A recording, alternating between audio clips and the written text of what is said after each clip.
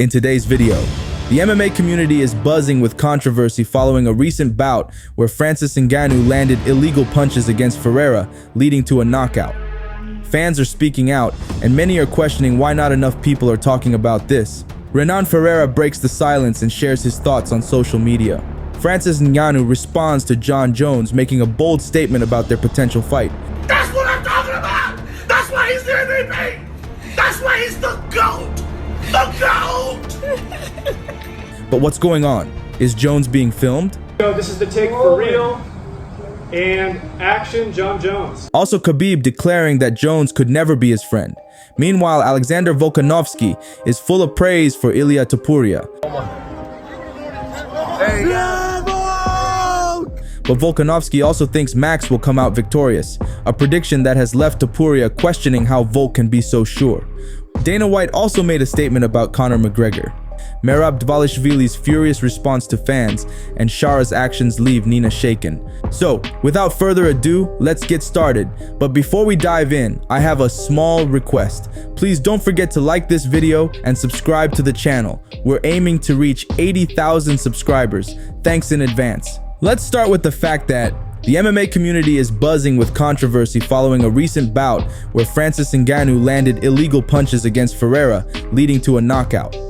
Fans are speaking out, and many are questioning why not enough people are talking about this. The conversation highlights the danger of blows to the back of the head, a practice that's clearly illegal, yet sometimes seems to slip past referees without consequences.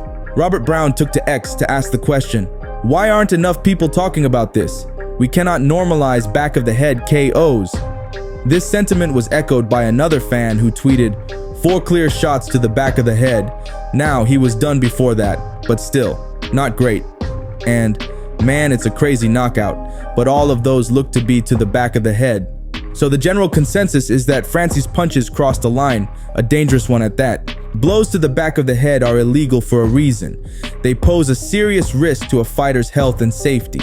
Ranan Ferrera took to social media to share his thoughts. Despite the loss, he remained positive, acknowledging that it simply wasn't his day. I had a great camp, I worked hard, I did well in the fight. It was just the stronger guy, he said, accepting the outcome with grace. Great respect to him for accepting the defeat with dignity and not even complaining about the illegal blow. The heated rivalry between Francis Ngannou and Jon Jones continues to escalate, with recent developments adding even more fuel to the fire. Francis has announced his plans to attend the highly anticipated super fight between Jon Jones and Stipe Miocic on November 16th at UFC 309 in New York. He hopes that if Jones emerges victorious, it could finally pave the way for their long-awaited showdown, a fight many consider could be the biggest in combat sports history. However, the reality is far more complicated, as Dana White has shown little interest in making this fight happen. Fans have been clamoring for it, but White's reluctance has left many wondering if it will ever come to fruition. Still, there may be hope in the form of Turki Al-Sheikh, whose influence could potentially create an opportunity for this iconic fight. Al-Sheikh, a prominent figure in the sporting world, could be the key to unlocking a matchup that both UFC and boxing fans are eager to witness. Jon Jones tweeted about your victory. Did you happen to see that? Yeah, I saw that. I saw his tweet. Okay, we'll show it. What did you think of it? Good. Here it is. What an amazing job Francis did tonight. Displayed a complete MMA game. Great kicks, great takedowns. It feels good to see him shine. Wow, congratulations, champ. I see you. Yeah. Well, whatever it means, I think it's class. He said in a very nice way, you know. So I see him too, and I'll be watching him on November 16th. That's the one, man. That's the one that everyone says. Why not? They're both with ESPN. Maybe Turkey has a hand in it. Do you think there's any chance this happens in 2025? You versus the winner of that fight, or the UFC heavyweight champion? There's a chance. I can't tell on the level of 1 to 10. I can't tell how many, but I know there's a chance. I mean, basically, like I know that fight also interests Turkey. Imagine the spectacle: Francis Ngannou versus Jon Jones.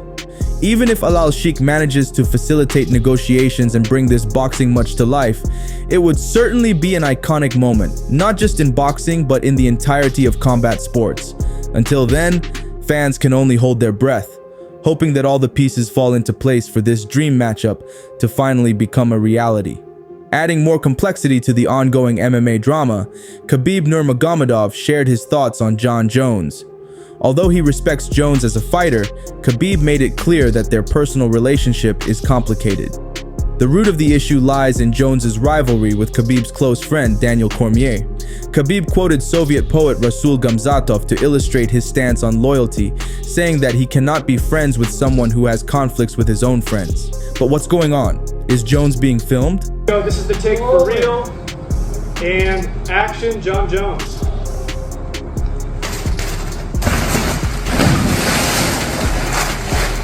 Jon Jones here, professional ice kicker. In other UFC news, Alexander Volkanovski believes that Ilia Topuria deserves the Fighter of the Year award if he manages to beat Max Holloway this weekend. Volkanovski acknowledges that while Topuria may not be as active as other fighters, the level of competition he has faced is outstanding. But I mean, if Ilia goes out there and does his thing, mate, you know, that's very impressive. And obviously taking myself out and Max, the two guys that have been on top of this division for so long, it's impressive, you know what I mean? And you know, he'll be right up there for Fighter of the Year. You know, he's maybe not as active as some of the other guys, but the competition is. Max Holloway is no easy opponent, and if Topuria manages to secure a win, it will cement his place among the sport's elite. This is a match that all UFC fans should keep an eye on, as it has the potential to shake up the featherweight division significantly. As you know, Volkanovski is confident that Max will defeat Topuria. However, Topuria doesn't understand how Volk can predict that Holloway will become the new champion at UFC 308.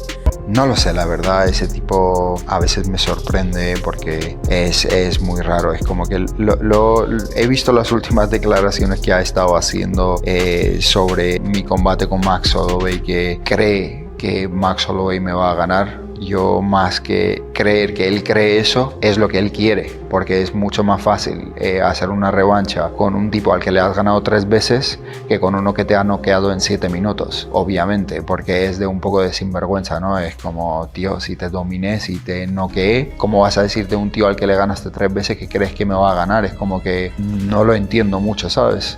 Si él va a ser el siguiente que se va a enfrentar a mí, no lo sé, la verdad. Depende cómo se evolucionen las cosas dentro de la división. Tal vez es Diego López, tal vez el combate siguiente es él contra Diego López, quién sabe. Since I've been with the UFC since I was 20 years old, everybody think I'm like 50. So it's crazy, you know, at the end of the day, people keep saying that this new era is about to start and this and that and blah, blah, blah. Ilia Topuria is like 29, I think, I believe. I'm only 32, I turned 33 at the end of the year. I'm like, this new era, I'm stood in his era. I am stood here. Just because I've been around longer than him doesn't mean I'm an old guy, so. Last time I checked, I was younger than Ilia and I had title defenses, so. Merab Dvalishvili goes off on fans who are criticizing him for wanting to take a break after becoming champion. I'm a champion, and then what I see, every champion takes time and enjoy and traveling and do business, and I'm doing same thing. And then usually I get, if I get 2 times fight in 1 year, it's very good in UFC. So, and then I already fought 2 times 2024. I wanna fight 3 times in 2025. So, and that's my plan. If it's worked out, so I don't know why people blame on me. Like, you know, like I don't want to come back December. Like, it's stupid. I'm a champion now, and I want to take my time off, and I want to enjoy my time. And so if UFC offers me Sean O'Malley, I would love to fight him. If UFC offer me and somebody else, I will fight. I'm a champion now, and I'm not making. I mean, I don't know. Maybe some champion makes decision, but I don't care. They give me whoever is next contender, and I will fight. But my best option will be Sean O'Malley. But hey, if only if UFC wants me fight Sean O'Malley, this way I will fight him. If not, anybody else, we will see. But honestly, he's right. Why should he return so quickly in December? It doesn't make sense. He just became champion and wants to enjoy this moment. Georgian has earned his time to celebrate after becoming UFC champion, and it's completely fair for him to want a break. But some fans are upset that he's considering taking time off instead of immediately defending his title against Umar Nurmagomedov. Let's be honest, the criticism seems misplaced. Fighters like Merab put in years of hard work, dedication, and sacrifice to reach the top. After such a long journey, it makes sense that he would want to enjoy the moment rather than rush into another fight. Coming back too soon, just to appease critics, could lead to defeat. Merab doesn't shy away from challenges either. He's made it clear that he's ready to fight anyone the UFC puts in front of him. But what do you personally think? Let us know in the comments. Dana White also made a statement about Conor McGregor. But for Conor, I think that's the big question everybody has. Like, I'm a huge Conor fan. Like, if you love the UFC, how can you not love Conor McGregor? I agree. When is he coming back to fight? Is he fighting Dan Hooker? Is he fighting Ilia Topuria? Is he fighting Bilal? He's fighting with everybody right now, but he's not fighting anybody right now. You know, I've said this a lot, and Conor has gotten into a position where he's made so much money. You know, he has all these businesses that continue to make him a lot of money. It's tough to get up and fight when you're in the position that he's in. But I do believe that Conor McGregor will fight in 25. There is no fight made or a date set or any of that. But I believe if you watch what I was saying in 24, I was saying I don't think he's going to fight in 24. You were honest about that. And I do believe he will fight in 25. All right. Wait, no, Shara, wait, slow down. So, Shara, please, it's very terrifying. Wait, translator, okay. No, okay. All right, wait, come on, Shara, I have, okay. All right, so what do you call this? Is this just attack? Oh, please. Shara, Jesus Christ. That's all for today. If you enjoyed the video, please like it and subscribe to our channel. We'd be very grateful.